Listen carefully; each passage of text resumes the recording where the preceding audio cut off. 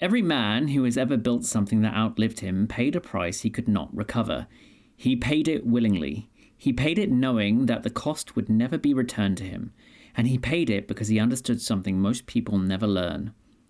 The price of a meaningful life is the comfortable one. You want everything. You want the legacy without the cost. You want the achievement without the loss. You want the respect of those who endure without enduring anything yourself. I watch you cling to your comforts while speaking of greatness. You say you want to build something extraordinary, but you are unwilling to sacrifice your evenings, your leisure, your easy pleasures. You say you want to lead, but you are unwilling to accept the loneliness, the criticism, the weight that leadership demands. You have confused desire with commitment. Desire costs nothing.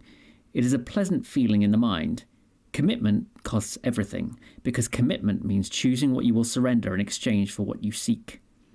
The modern world has taught you a lie, that you can have everything without giving up anything, that sacrifice is unnecessary, that clever strategy can eliminate cost, that there is always a path that preserves your comfort while delivering greatness. There is no such path. There has never been such a path. Every great thing ever built was purchased with something the builder valued and surrendered willingly. The question is not whether you will sacrifice. You sacrifice every day. Every hour spent on leisure is sacrificed from your craft. Every comfort maintained is purchased with potential surrendered. You are already paying. The question is whether you are paying for what you actually want, or paying to avoid the discomfort of pursuing it. You see, sacrifice is not loss. It is the deliberate exchange of something lesser for something greater, and the willingness to make that exchange is what separates those who build legacies from those who merely dream of them. I want to talk to you about the hierarchy of costs. You see, not all sacrifices are equal. There is a hierarchy, a ranking of what costs more and what costs less, and most people sacrifice incorrectly because they have never examined this hierarchy clearly. At the bottom of the hierarchy are comforts, leisure time, easy pleasures, entertainment, the absence of effort. These cost the least to surrender and yield the most when exchanged for focused work. In the middle are securities, guaranteed income, stable routines, predictable outcomes, the approval of those around you. These cost more to surrender, but they are often the price of significant advancement. At the top are identities, who you believe yourself to be, what you believe you deserve, the story you tell about your life. These are the most expensive sacrifices and the most transformative. When you sacrifice an old identity for a new one, everything changes. Most people refuse to sacrifice even the lowest level. They will not give up their evenings. They will not surrender their entertainment. They cling to the cheapest comforts while speaking of wanting the most expensive outcomes. The warrior understands the hierarchy. He surrenders comfort without hesitation because it costs the least. He surrenders security when the mission demands it because the mission outranks his safety. And when necessary, he surrenders his very identity, his attachment to being the person he was, in order to become the person the moment requires. The professional who wants to build his own business will not sacrifice his salary, his predictable schedule, his comfortable office, his identity as employed and stable. He wants the outcome of entrepreneurship without paying any of its costs. He has not examined the hierarchy. The salary is a mid-level cost. The identity of stable employee is a top-level cost. He must surrender both if he wants what he says he wants. Until he does, he is paying the cost of comfort and calling it a life. If you want an outcome but have not identified what you must sacrifice to achieve it, then you do not actually want it. You want the fantasy of it. Identify the specific cost at each level of the hierarchy. Decide whether you will pay it, and then pay it, or choose something else honestly. You see, there is a willing price that you can pay. There is a vast difference between a price extracted from you and a price you pay willingly. The slave pays a price, his labor, his freedom, his dignity, but he pays it under compulsion. It ennobles nothing. It builds nothing inside him. The warrior also pays a price, his comfort, his safety, his life, but he pays it by choice. He selected this cost. He examined what he was buying with it, and he decided freely that the exchange was worthy. This is the principle of the willing price. Sacrifice only transforms you when it is chosen deliberately, with full awareness of what you are surrendering and what you are purchasing in return. Forced deprivation is not sacrifice. Working long hours because you have no choice is not sacrifice. Giving up pleasures because you cannot afford them is not sacrifice. Those are circumstances, not choices. True sacrifice is this: I could keep it. It is mine. It brings me genuine pleasure or security, and I choose to surrender it because what I am building matters more. This willingness, this deliberate choice, is what transforms the act from loss into investment. It is what builds character rather than resentment. The man who sacrifices willingly becomes stronger. The man who loses unwillingly becomes bitter. Examine your sacrifices. Are they chosen, or are they merely endured? If merely endured, they are not building you. They are eroding you. Either choose them willingly and fully, or refuse them and choose a different path. But do not drift in the middle, losing things without choosing them, gaining nothing from the loss. Think of two entrepreneurs who both work long hours. The first works because he fears failure, because he feels he has no choice, because the market forces him to grind. He resents it. It builds nothing in him but exhaustion and bitterness. The second works long hours because she has decided these 2 years of intense effort are the price of building something that will serve me for 20 years. She chose this. She could work less. She could build slower. She decided deliberately to pay more now to receive more later. She is not bitter. She is invested. Her sacrifice strengthens her because she owns it completely. You see, if you are enduring costs without having chosen them, then you are being depleted, not strengthened. Stop. Decide deliberately. Will I pay this price willingly with full ownership? Or will I refuse it and choose a different path? The middle ground, enduring without choosing, produces only resentment. Think of the Spartans' breakfast. In Sparta, the food was simple. Black broth, coarse bread, no luxury, no flavour designed to please. A visiting dignitary once tasted our meal and said he understood now why Spartans did not fear death. Life offered so little pleasure that dying was no great loss.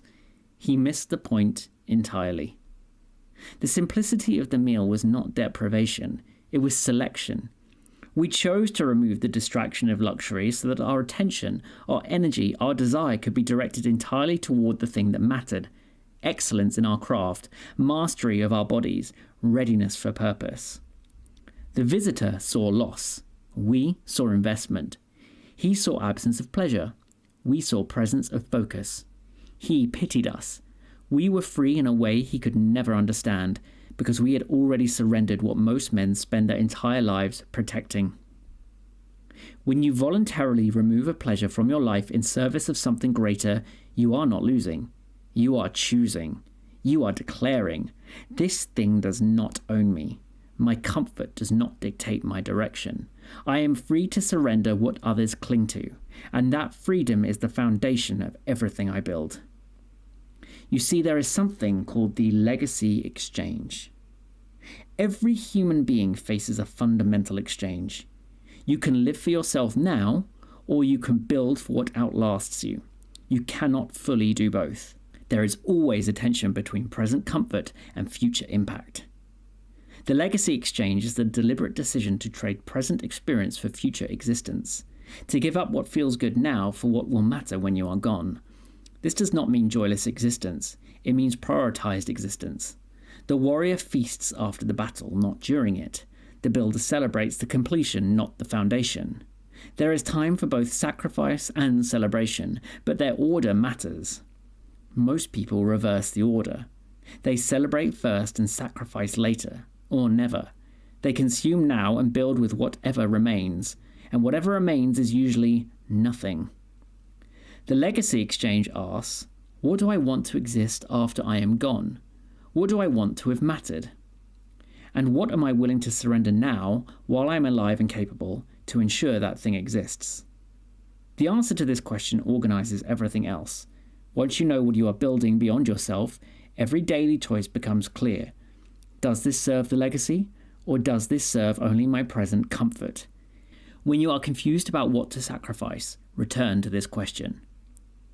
A father has two choices with his evening. He can rest, watch entertainment, recover from his day, or he can build, write the book, develop the business, create the art, strengthen the relationships. The first choice serves him now. The second choice serves his children, his community, his legacy. He does not need to sacrifice every evening, but he must sacrifice some. And the ratio of evenings invested in legacy versus evenings consumed in comfort will determine what exists after he is gone. 5 years of constant evening sacrifice builds something real. 5 years of consistent evening comfort builds nothing but a habit. If you cannot articulate what you are building that will outlast you, then you have no basis for sacrifice, and every cost will feel like pointless loss. Define your legacy first, then sacrifice becomes purposeful. You know what you are purchasing with your discomfort. Let me be clear. You already know what you need to sacrifice. You have known for months, perhaps years. The relationship that drains you, the comfort that dulls you, the security that traps you, the identity that limits you, the habit that weakens you. You know, and you have not acted. You tell yourself you're waiting for the right time. You tell yourself you need more information. You tell yourself the cost is too high right now, that later it will be easier. Later the cost will be higher. Every day you delay, the price increases. The comfort becomes more entrenched. The habit becomes more ingrained. The identity becomes more calcified. The sacrifice you could make today with moderate pain will require severe pain in a year and may become impossible in 5. I did not march to Thermopylae because it was easy that particular morning. I marched because I understood that delay would not reduce the cost, it would increase it. The Persians would not grow weaker while I waited. My resolve would not grow stronger through hesitation. The only time the cost was manageable was now. The same is true for you. The sacrifice you are avoiding does not become cheaper with time, it becomes more expensive. The comfort you are protecting does not become easier to surrender later, it becomes harder. Pay now while the price is bearable, or pay later when it may break you. But you will pay. The only question is when, and at what rate of interest. You might say to me that I'm romanticizing suffering, and not all sacrifice leads to something meaningful. Some people sacrifice everything and get nothing. This is true when sacrifice is blind, when a person surrenders things without clarity about what they are purchasing. I'm not asking you to suffer without purpose. I'm asking you to choose your exchange deliberately. Know what you are buying. Know what you are paying. If the exchange is poor, refuse it. But do not use the existence of foolish sacrifice as an excuse to make no sacrifice at all. That is not wisdom. That is fear using wisdom's language. You might say you have responsibilities, a family, people who depend on you. You cannot afford to take risks or give up security. Your family is precisely the reason to sacrifice. They are your legacy. What are you building for them? A model of comfort and avoidance, or a model of courage and purposeful living? The father who sacrifices his evenings to build something meaningful teaches his children more about life than the father who sacrifices nothing and provides only material comfort. You do not sacrifice your family for your purpose. You sacrifice your comfort for your family's future. These are not the same. You might say, well, warriors die. Their sacrifice ends their life. That's not practical advice for someone building a career. I'm not asking you to die. I'm asking you to surrender what is already dead weight in your life. The comfort that produces nothing, the securities that trap you, the identities that no longer serve your direction. These sacrifices cost you nothing that matters. They only feel costly because you have held them so long that you have confused familiarity with value. Let go of what adds nothing. That is not death. That is weight being removed so you can finally move. Here are some concrete drills you can begin this week. First, map your hierarchy. Write in 3 columns: comforts, securities, and identities. List everything you are currently protecting in each category. Now mark which ones serve your stated goals and which ones actively obstruct them. Be honest. Then name one comfort to surrender this week. Choose the lowest cost comfort that is currently consuming time or energy you need for your purpose. Entertainment, a recurring indulgence. Surrender it for 7 days, not forever. 7 days. Notice what becomes possible in the space it leaves. Then convert one endured sacrifice to a chosen one. Identify something you are already losing unwillingly, something that costs you but that you have not chosen deliberately. Decide, do I choose this willingly, or do I refuse it entirely? End the middle ground. Write your legacy statement. 1 paragraph. What do I want to exist after I am gone? What do I want to have built, created, or made possible? Read this every morning this week before you begin your work.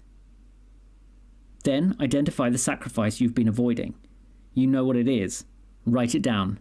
Set a date within 14 days to either commit to it fully or declare honestly that you are choosing not to pursue the goal that requires it. Then calculate the cost of delay.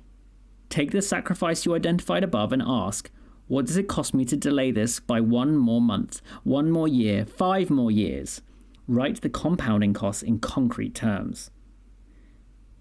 Finally, create a Spartan meal.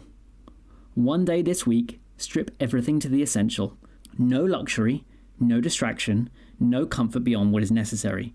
Work, train, build. Notice how much energy becomes available when comfort is not consuming your attention. So remember, you carry 3 things. The hierarchy of costs. Not all sacrifices are equal. Know which level you are paying at and ensure the exchange is worthy. You must pay a willing price. Sacrifice only transforms when it is chosen deliberately. Forced deprivation builds resentment. Chosen surrender builds power. Own your costs completely or refuse them entirely. The middle ground destroys you. And remember the legacy exchange. Trade present comfort for future existence. Define what you are building beyond yourself and let that definition organize every daily choice about what to keep and what to surrender. These ideas work together. Know what things cost. Choose your costs deliberately and direct them towards something that outlasts you. And remember, the comfortable life demands nothing and leaves nothing behind. The sacrificial life demands everything and becomes eternal.